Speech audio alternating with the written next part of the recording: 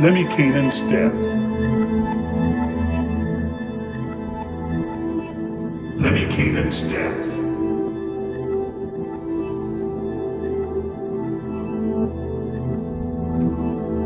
For a long time, Lemminkäinen sat, considering whether he should give up the chase and return to Kalevala.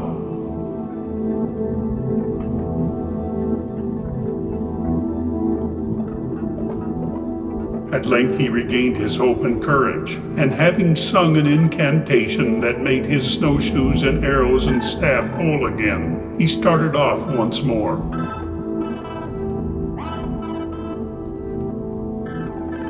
This time he turned his steps to the home of Tapio, the god of the forest.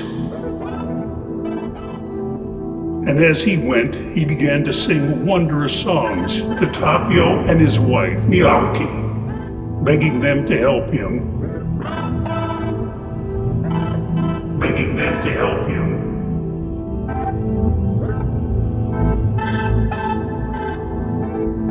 At last he arrived at Tapio's palace. Miyake and her daughters were dressed in golden garments and wore gold and gems in their hair. And they all promised to help Lemminkäinen and went off to drive the reindeer up to the palace so he might catch it. Whole troops of reindeer came flocking into the palace courtyard. And Lemminkäinen saw among them the hyssop deer and caught it. Then Lemminkäinen sang a song of triumph. Then Lemminkäinen sang a song of triumph.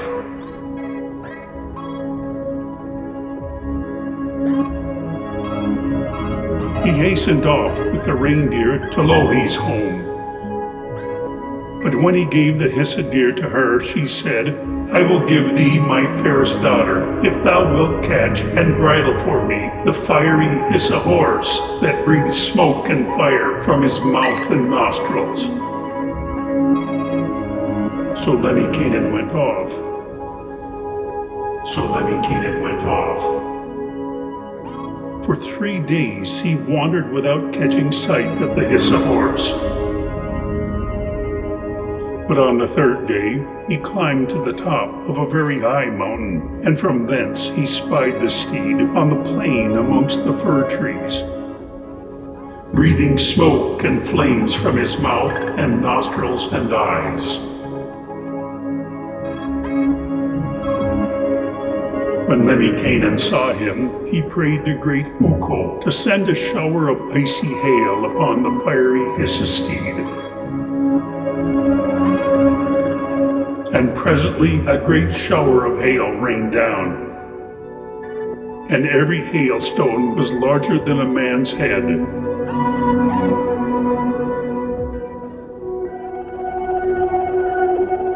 After the hail was over, Lemminkäinen came up to the fiery horse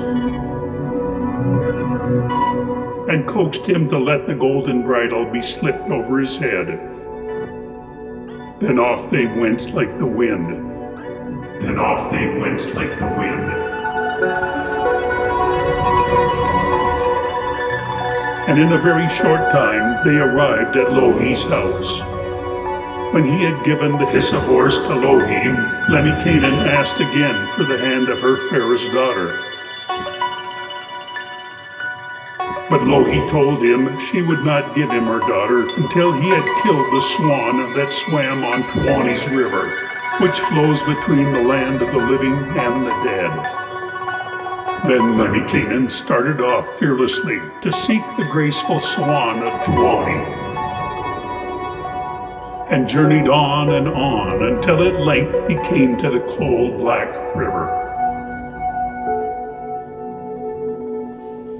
There the old shepherd of Pohjola, Naswood, was waiting for him.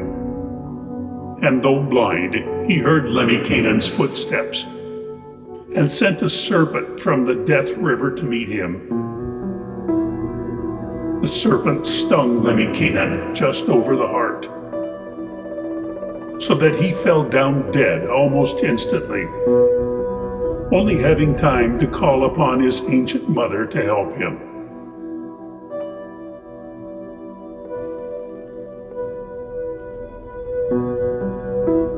And that's what cast his body into the dismal river Tuoni, where it was washed down through the rapids to the Deathland, Tuonela.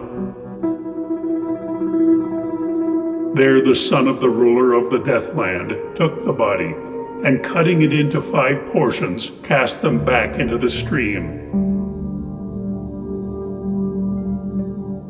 saying, "Swim there now, O Lemminkäinen. Float forever in this river, so that thou mayest hunt the wild swan at thy leisure."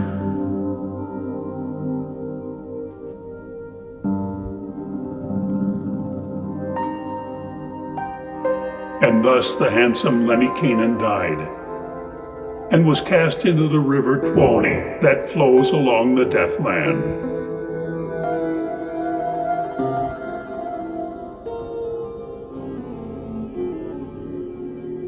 And thus the handsome Lemminkäinen died,